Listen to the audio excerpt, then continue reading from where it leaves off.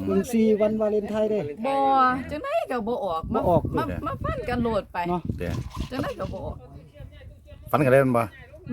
ฟันทงกันโลดจังได๋ก็บ่ออก ถ้า14มาเฮ็ดจังได๋ ไม่หอมโลดไม่หอมโลดไม่หอมโลด เอาบาดิ สวัสดีครับ สวัสดีครับเจ๊แต้วครับ สวัสดีค่ะสวัสดี BFC ทุกท่านนะคะ พอดี FC เพิ่นได้ตามคลิปก่อนนี่เพิ่นถือ92มีโชคน้ำลายก็ จ้า โทรมาให้ตามน้องแต้วนะครับมื้อนี้ก็มาตาม จ้า น้องแต้วมีความฝันหรือแนวใดให้ก่อนบ่ครับมื้อนี้ที่มาตาม อ๋อที่ว่าเป็นแนวทางหยังสี่นี่บ่ ครับ แต่ก็มันก็มีแค่ฟันตรงว่านั่นแหละแต่บ่ฮู้ว่ามันสิเป็นจังไดแต่ฟันเห็นแต่เด็กน้อยฟันว่าได้ลูกน้อย2คนผู้หญิงกับผู้ชายคู่กันแม่นแค่ว่าได้ลูกน้อยซื่อๆ ได้ลูกน้อย ยังว่าท่านได้ดอก แค่ความฝัน แค่ความฝัน เอ้า แค่ความฝันซื่อ ถ้าเป็นลักษณะเป็นจังซี่แล้วสิคันเต้วว่านี่สิเป็นจังไดคันน้องเต้วว่าสิเป็นลักษณะแบบถ้าฝันแบบ ๆไม่ฝันแบบนี้เตี้ยเพราะว่าเจ้าเคยปล่อยให้ FC ไปแล้วเนาะตั้งแต่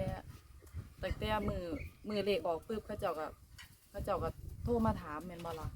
เขาเจ้าก็โทรมาถามว่าน้องแต้วความฝันเป็นจังไดฝันต่อหรอไป แต่ก็ฝันว่าแต่ได้ลูกน้อย2คนแต่ให้มักบ่เลขตอนนี้มักอยู่ในใจมักแฮงก็คือมักเลขหลักหนึ่ง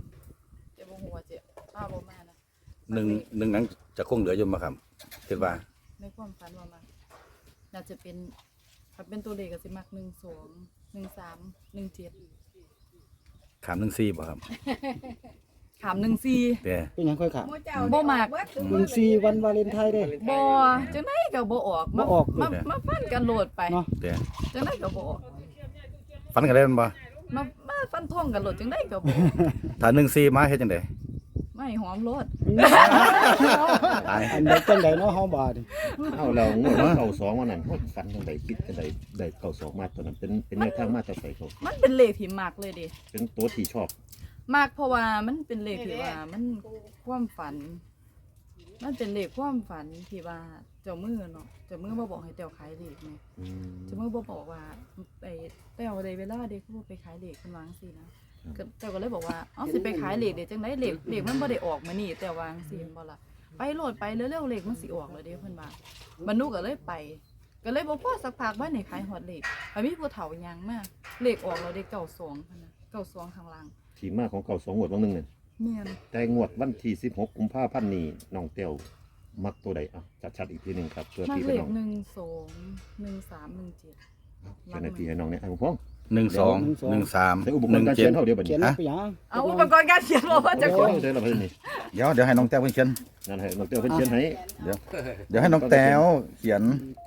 เอาที่มาเฮาก็บ่มีผู้ใดประกาศอยู่เพิ่นบัดนี้เอาพี่น้อง FC สิ มี ให้ อยู่ครับ เด้ มีอยู่ บัดนี้ เอ้า มีอยู่ปากกาก็มีกำลังหาอยู่ เดี๋ยว ได้เลข3ตัวจะ อันนั้นไหนน่ะเอาใบงวดรถตัวนั้น ฮะแบ่งกันรถสิ อ๋อจับผิด เดี๋ยว เดี๋ยวรอ อัน ให้แต้วเขียนให้เด้อครับผม ถึงวันนี้ก็เบิดแล้ว นี่อันเก่าเพิ่นน่ะ จ้าอันนี้อันเก่าเป็น อั ร้อน เก่า จ้ะ นี่ เนี่ยเด็กเด็กงวดที่ผ่าน นี่งวดก่อน แม่นจ้ะ 92ขีดเส้นใต้ให้พร้อม มื้อนั้นปล่อยวันปล่อยสิทำพิธีกันบ่ครับมื้อปล่อยนะ มือตัวนี้เดี๋ยวเบิ่ง ครับ นะ แม่น มันจะมีอีกตัวหนึงที่แต้วปล่อยไป3ตัวก่อนมื้อนั้นจะมี792แล้วก็ นี่เลย 9272 นี่792นี่เด้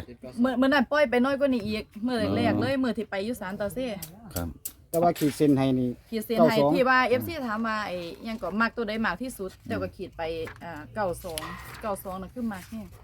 เป็นตัวชอบพิเศษ แม่น นะครับ จ้ะ ท่านผู้ชมเดี๋ยว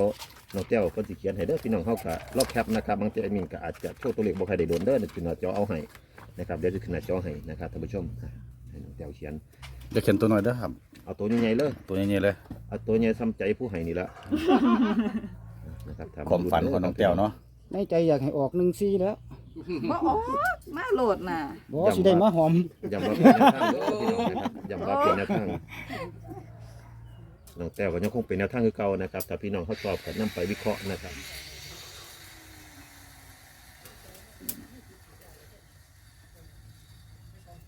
บ่ออก14มันก็24ก็ได้ บ่นี่ หืม ได้ให้มากลักหนึงนี่คือมันนับหนึ่งก่อนแต่ลัก ตัวใดมากที่สุดวงกลมไหมนะครับ ตัวที่มักที่สุด มักที่สุด12บ่วงขีดเส้นใต้เลย ขีดเส้นคือว่าหันคือเก่า บ่ขีดเส้นบ่วงกลมเด้อ ขีดคือ โอ้โอเค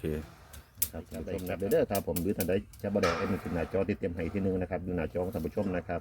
สำหรับน้องแต้วนะครับงวดวันที่ 16 กุมภาพันธ์นะครับน้องแต้วให้มา3หางนะครับผมก็คือเน้นที่หลัก1นะครับหลัก1เป็นหลักนะครับ1 2 1 3 1 7นะครับน้องแต้วยืนยันชัดเจนว่า14ไม่น่าจะมาครับผมในงวดนี้ถามมา เจ๊หอม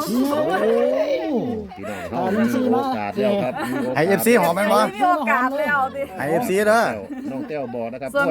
วด มาก นี้ นี่ FC นี่สิทักมาจีบมากกว่าหลายเด้อตอนนี้ นะครับฟันตรงฟันขาเด้อครับถ้า14มาเดินทางมาได้เลยน้องแต้วบอกจังสี่นะครับยืนยันชัดเจนนะครับ14ไม่มา1,000,000%งวดวันที่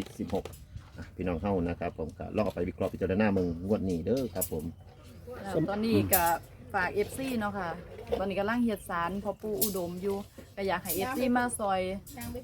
เดี๋ยวจังย่างไป อยากให้ FC มาซอยรวมกันทำบุญค่ะสร้างศาลพ่อปู่ใหม่อยู่บ้านของแต้วเองพอดีแต้วก็สร้างศาลใหม่ขึ้นเสาเอกเสาโทเมื่อเช้านี่ ไปงานภาพ อันนี้ ดูสิมึง มีอยู่บ่มีบ่ ยกเมื่อเช้านี่จ้ะ ขึ้นเสาเอกเสาโท นี่ได้ค่ะตัวเลข เอ้าคือมี3 โอ้ตัวเลข มัน3บ่นั่น เลข3 นี่ล่ะปู่แล้วเฮ็ดไว้เมื่อเช้า อืม ปู่ลงมันลงไว้เมื่อเช้า ศาลปู่อุดม ขอเชิญลูกศิษย์ทุกคนร่วมสร้าง จ้าอยากให้ FC มาสร้างน้ำกันล่ะค่ะจังสิได้แล้วเนาะคันบ่มาเฮ็ดบ่หยังมันก็บ่แล้วเด้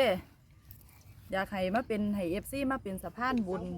มาสร้างน้ำกัน